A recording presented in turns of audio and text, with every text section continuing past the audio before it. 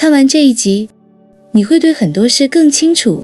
第一，你会发现，轮回从来不是什么命运，它只是我还没完成这个信念，一直在重播而已。第二，你会慢慢明白，觉醒不是要达到某个状态，而是那个一直在造梦，一直想证明自己的我，不再需要了。第三，你会学会一个真正让事情不再卡住的方法，不是更用力，而是回到那种已经完成了的感觉。你不是要成为光，你只是要记起自己本来就是光。你准备好了，正片开始。轮回不是灵魂的命运，它只是信念的惯性。假设我相信我还没有完成，我就会创造一个能够让我完成的这个机会，新的梦境。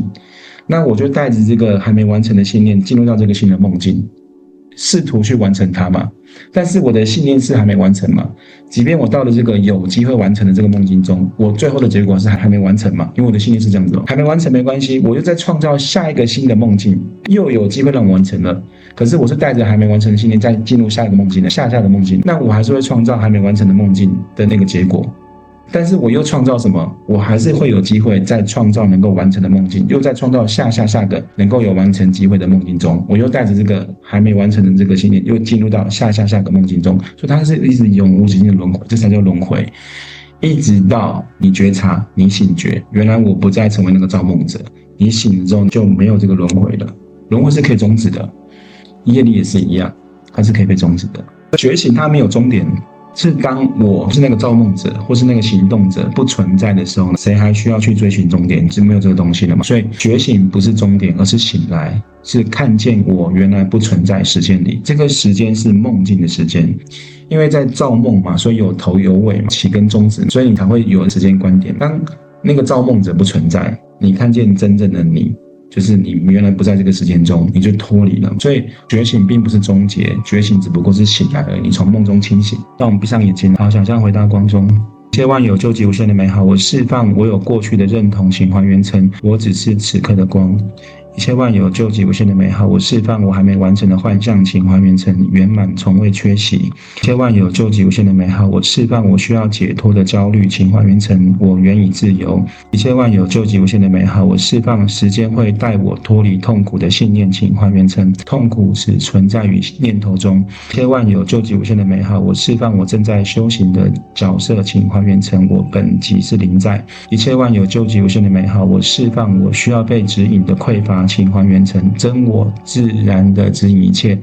一切万有究极无限的美好，我与宇宙是分离的错觉，请还原成我即是宇宙的本体。请将以上的感觉、观点及信念，请全部还原成光与爱。想象光持续的从上方进入到我们的本体，想象与光可以持续的扩张跟延展。也可以睁开眼睛。那有人问说，那清醒之后、醒觉之后还会有痛苦吗？还会有感受，你一样会感受到这些感觉吗？但是你没有故事。就是醒觉之后一样在二元中，佛陀开悟之后还在二元中，但是它并不会有故事剧情的束缚。那痛苦不再是惩罚，它只是一种能量流动，你的观点就会调整了。如果你把痛苦当成是惩罚这个信念，你就会活得很痛苦。如果你把痛苦不再看成是惩罚，它只是一种能量流动，你就不会因为这个剧情而成为那个剧情中的角色，去形成那个枷锁，所以你就不会再抗拒经验。因为你知道经验本身只是爱的流动而已，就是善恶并没有分别，你会有好的体验，也会有不好的体验，但是无论是好的体验还是不好的体验，都是爱的流动，你的解释就会成为这样的解释。就好像我以前公司发生不好的经验，但是我用现在的视角来看，以前掏空我的那个 partner， 他冒着要下地狱的风险要把我唤醒，所以他就是我的光，他也是我的光的一部分嘛。但是如果我不是用这个的视角去看的，我就会活在痛苦中。为什么我那么衰？为什么我要跟他一起合作？为什么我要背负这么大的责任？我就会变得很痛苦。但是当我的观点一转变了，他原来是来度化我的人，他原来是让我更扬升的人，因为他也是我的光的分流之一，所以我就会感谢他。当这个能量在卡点之后，事情就顺了，那你就不会受伤了嘛。所以没有过去需要被原谅，也没有未来需要被完成，只有当下，只有即刻，只有临在。那我们一样闭上眼睛，想象回到光中。一切万有救急无限的美好。我释放我需要控制生活的紧绷，请还原成生命自由流动。一切万有救急无限的美好。我释放我必须完美的压力，请还原成完美即是当下。一切万有救急无限的美好。我释放我怕再犯错的记忆，请还原成对与错皆是爱的形状。一切万有救急无限的美好。我释放我需要结果的惯性，请还原成行动本身即是完成。一切万有救急无限的美好。我释放我与众人不同的分别，请还原成一切皆是我。一切万有救急无限的美好。我释放我必须守护觉醒的恐惧，请还原成觉醒无需被守护。一切万有救急无限的美好。我释放我还在修行的认同，请还原成我早已成为光。请将以上的感觉、观点及信念，请全部还原成光与爱。想象光持续的从上方进入到我们的本体，想象与光合一，持续的扩张跟延展。你可以睁开眼睛。有人问说，他最近做事情都被卡住，那个卡住是什么概念？比如说，他想要事情很能够顺利完成，但是对方迟迟无法下决定，该怎么办？一般人他没办法下决定，他不是不懂得利弊，而是能量还没安全。那个安全的能量并没有到达，这种安全感不一定来自逻辑，而是他能够对这件事，对于你，对于他自己本身是否能够信任。所以动作是什么？动作就是不需要去反驳，也不需要去推波，因为你越想推动，它就越会卡住；反而你越放松，它就越会流动。你去越推动它，代表这个事情没有完成嘛，你才要去推动它嘛。但是你已经想象它早就完成了，而且你的内心的感受是完全后的感觉了，你就不需要推动嘛。那你不需要推动，你越放松，它就流动了。还有一个概念就是信任的卡住，对方可能没有安全感，他卡住了，这个也是你的宇宙给你的节奏。你一定要完全的相信你的宇宙100%的支持你，速度快跟慢都是对你来说是最好的时间点，所以你不需要去急迫，就是相信它已经完成，然后带着那个感觉过生活就可以了。你可以跟你自己说，我允许事情用它自己的速度完成，我不催促结果，因为爱从不急于发生。你就跟自己这样讲就好了，你就放下。放下不是投降，放下是我真的相信它已经完成，就带着这个能量过生活就可以了。当我们不再期待对方做出决定，那决定就会在无声中被做出，这才是你的力量。那有人问说，感觉诸事都不顺，没有像预期一样的结果该怎么办？就是结果不符预期，也是宇宙给你的保护机制。你要用这种观点，不然你就会觉得自己很衰吗？不是宇宙在惩罚你，而是你的宇宙告诉你什么？我们正在使用旧的频率，所以无法承载新的结果。那怎么办？那就调整频率。怎么调整？对齐啊，对齐什么？对齐你要的结果的感觉。为什么东西不符预期？是因为你还在用的旧的频率。旧的频率什么？你觉得它不太完成，你觉得它实现很难，你觉得它要说服什么人有点难度，所以你的频率在这里震荡，所以它就不会承载新的结果。那怎么办？就对齐就好。怎么对齐？你就把它想象你已经完成了，真心想象，不是大脑想象完成，是你内心要真的想象那个感觉。当你内心的感觉你对到了，它就完成了。所以没有那么难了，不过都是自己的信念而已。那有些人可能需要一点时间去催化，你就是静下心来，透过你的冥想，把你的感觉放大，然后你不断的练习放大那个感觉，就是对其他已经完成的感觉。你一天可以做很多次嘛，你不用一天只做一次，你可以连续做好多次。但是你做好多次的感觉不是恐惧它没完成，而是你喜欢那个感觉而去做。那就不是因为被恐惧而去驱动的结果。如果不如预期，那只是因为我们的灵魂有更大的版本正需要对齐，你就对齐到那个感觉，它就自然发生。所以停止对抗现状，现状才能够改变。允许一切的样子的呈现成为临在的老师，你要让这个一切的能量都能够流出去，它就是你的临在，你就是临在的本体，而不是去限制它，去介入它，去引导它，都不需要，就让它呈现。然后你只做一件事情，你心中所要的感觉把它定住，是已经实现，然后你用那个感觉过生活，你自然而然你的宇宙就会用最好的时机让你能够看得见那些东西的存在。预期，我们的预期是小我，就是预期永远都来自于头脑的计算，叫预期嘛，你有一些算计计算一些模式啊，那预期，但是它不是你的命运，你的命运是你的灵魂的引导。命运早就已经存在，就是你早就是真正的真我了，所以你不用用那预期去实现它，不用去用小我的概率去实现它。你也可以把小我提升成有热情、有创造力，而不是那种一般人家所称的小我。就端看你的解释。当我们说事情不如预期，其实是在说这个事情不是照我的头脑的剧本去呈现的。如果这个事情不是如我的预期，就是这个事情不是像我的头脑剧本所呈现的。但是你的宇宙从来不按照你的头脑去演，它按照是能量、振动、频率。让我们闭上眼睛哦，想象回到空中。一切万有究极无限的美好，我释放事情应该照我的预期的执着，请还原成一切发生皆是爱的安排。一切万有究极无限的美好，我释放我正在失败的幻象，请还原成我正在被重新的对齐。一切万有究极无限的美好，我释放我需要结果才能够安心的惯性，请还原成我的安定来自于当下的临在。一切万有究极无限的美好，我释放我被阻碍的信念，请还原成所有的延迟都是为了更大的流动。一切万有究极无限的美好，我释放我不被支持的错觉，请还原成整个宇宙都在为我铺路。请将以上的感觉、观点及信念，请全部还原成光与爱。想象光持续的从上方进入到我们的本体，想象与光可以持续的扩张跟延展，就可以睁开眼睛。以佛教的观点，佛教业的争议，佛教的业并不是惩罚，它只是一种运作法则。佛教的业的观点，当然可能有些人的信仰跟我以前佛教信仰不太一样，我现在是用我以前的佛教信仰的观点去叙述的。佛教业的争议，它不是惩罚，它是一种运作的法则。比如说佛教会说万般带不走，唯有业随身嘛，这句话这个是正确的，但并不是被曲解成我做了坏事所会有报应，或者是我今生的痛苦是我前世的业报，它不是佛陀的原意。在佛法中，业就是卡玛，就是难滚卡玛，意思就是行动跟作用。那佛陀说的业不是惩罚的律法，而是因果的自然法则。也就是说，你种什么因会得到什么果嘛，它会形成自然的平衡的一个模式，它是一个法则，不是什么神在审判你，它是宇宙回正机制，因为能量是被对等的，好跟坏、善跟恶对等的，并没有好比较强大，或是恶比较强大，它会自动的寻求平衡。在佛法的角度中，业不会消失的意思是行为所造成的能量会留下痕迹，会留下印记，这叫做业不会消失。一直到什么被觉察、被理解、超越为止，是可以超脱业力的，是可以的。比如说从一元的视角，就是佛教讲的业力，就是还没被看见的能量印记，它持续的存在，是因为那个梦境中的我相信它必须存在。但业力不会因为时间消失，它会随着醒觉而消融。